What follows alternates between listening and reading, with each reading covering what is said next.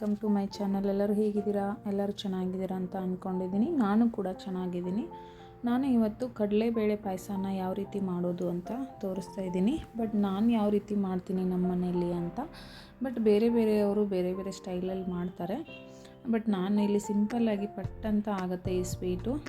ತುಂಬ ಚೆನ್ನಾಗಿರುತ್ತೆ. ನೀವು ಕೂಡ ಟ್ರೈ ಮಾಡಿ ನೋಡಿ. ಮೊದಲಿಗೆ ನಾನು ಇಲ್ಲಿ ಕಡಲೆಬೇಳೆನ ತೊಗೊಂಡಿದ್ದೀನಿ.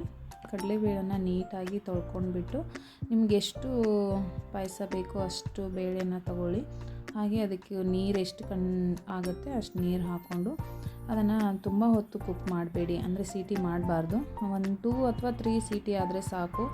ಚೆನ್ನಾಗಿ ಬೇಳೆ ಎಲ್ಲ ಬೆಂದು ಬರುತ್ತೆ. ತುಂಬ ಸೀಟಿ ಆಗಿಬಿಟ್ರೆ ಪಾಯಸ ಬೇಳೆ ಎಲ್ಲ ಬಾಯಲ್ಲಿ ತಿನ್ನಬೇಕಾದ್ರೆ ಸಿಗಲ್ಲ. ತುಂಬ ಅದು ಮಿಕ್ಸ್ ಆಗಿ ಸಾಫ್ಟ್ ಆಗಿಬಿಡುತ್ತೆ.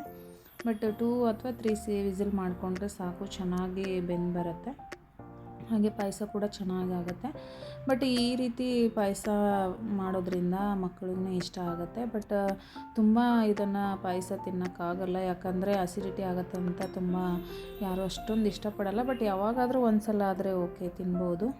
ಬಟ್ ಹೋಳಿಗೆ ಎಲ್ಲ ಇಷ್ಟಪಡ್ತಾರೆ.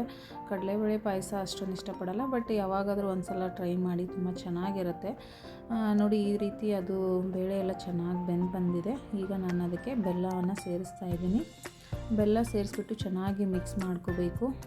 ಹಾಗೆ ನಾನು ಸ್ವಲ್ಪ ಇದಕ್ಕೆ ಹಾಲನ್ನು ಕೂಡ ಸೇರಿಸ್ಕೊತೀನಿ, ಅದು ಚೆನ್ನಾಗಿರುತ್ತೆ. ಹಾಲು ಸೇರಿಸೋದ್ರಿಂದ ಕೂಡ ತುಂಬ ಚೆನ್ನಾಗಿ ಟೇಸ್ಟು ಕೂಡ ಚೆನ್ನಾಗಿರುತ್ತೆ. ಸ್ವಲ್ಪ ಇಲ್ಲಿ ನಾನು ಲವಂಗ ಮತ್ತು ಏಲಕ್ಕಿ ಪೌಡರನ್ನು ಹಾಕ್ಕೊಳ್ತೀನಿ. ಮತ್ತು ಬೆಲ್ಲ ಸೇರಿಸಿದ ಮೇಲೆ ಸ್ವಲ್ಪ ಹೊತ್ತು ಕುದಿಸ್ಕೊಳ್ಬೇಕು, ಅಂದರೆ ಅದು ಟೇಸ್ಟು ಚೆನ್ನಾಗಿ ಬರುತ್ತೆ. ಯಾವುದೇ ಪಾಯಸ ಆಗಿರಬೇಕು, ಜಾಸ್ತಿ ಹೊತ್ತು ಸ್ವಲ್ಪ ಕುದಿಸ್ಕೊಂಡ್ರೇ ಚೆನ್ನಾಗಿರುತ್ತೆ. ಕುದಿಸ್ಬಿಟ್ಟಿದ್ರೆ ಅದರ ಟೇಸ್ಟ್ ಎಲ್ಲ ಮಿಕ್ಸ್ ಆಗಿ ಬೆಲ್ಲ ಜೊತೆ ಆಗಿರ್ಬೋದು, ಆಮೇಲೆ ನಾವು ಹಾಕುವಂಥ ಮಸಾಲೆಗಳಾಗಿರ್ಬೋದು ಅದ್ರ ಜೊತೆ ಚೆನ್ನಾಗಿ ಕುದ್ರೆ ಟೇಸ್ಟ್ ಚೆನ್ನಾಗಿ ಬರುತ್ತೆ. ಇಲ್ಲಿ ಏಲಕ್ಕಿ ಮತ್ತು ಆಮೇಲೆ ಲವಂಗನ ಸೇರಿಸ್ಕೊಂಡಿದ್ದೀನಿ. ಹಾಗೆ ತುಂಬ ಜನ ಕೊಬ್ಬರಿನೂ ಸೇರಿಸ್ಕೋತಾರೆ. ಬಟ್ ನಾನು ಕೊಬ್ಬರಿ ಸೇರಿಸಿಲ್ಲ ಇಲ್ಲಿ.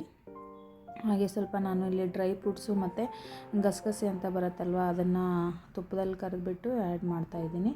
ಹಾಗೆ ಸ್ವಲ್ಪ ಟೇಸ್ಟಿಗೆ ಅಂತ ಉಪ್ಪನ್ನು ಆ್ಯಡ್ ಮಾಡ್ಕೊಳ್ಳಿ, ಯಾಕಂದರೆ ಅದು ಚೆನ್ನಾಗಿರುತ್ತೆ. ಯಾವುದೇ ಅಡುಗೆಗೆ ಸ್ವಲ್ಪ ಉಪ್ಪು ಇದ್ರೇ ಚೆನ್ನಾಗಿರುತ್ತೆ.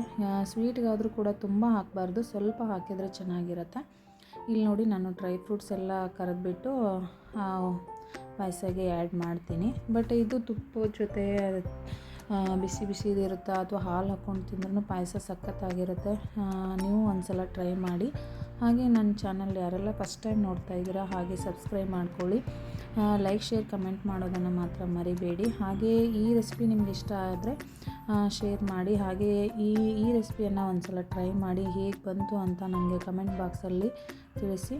Thank you so much. ಮತ್ತೊಂದು ರೆಸಿಪಿಯೊಂದಿಗೆ ಭೇಟಿಯಾಗೋಣ. Thank you. Bye everyone. Thank you so much.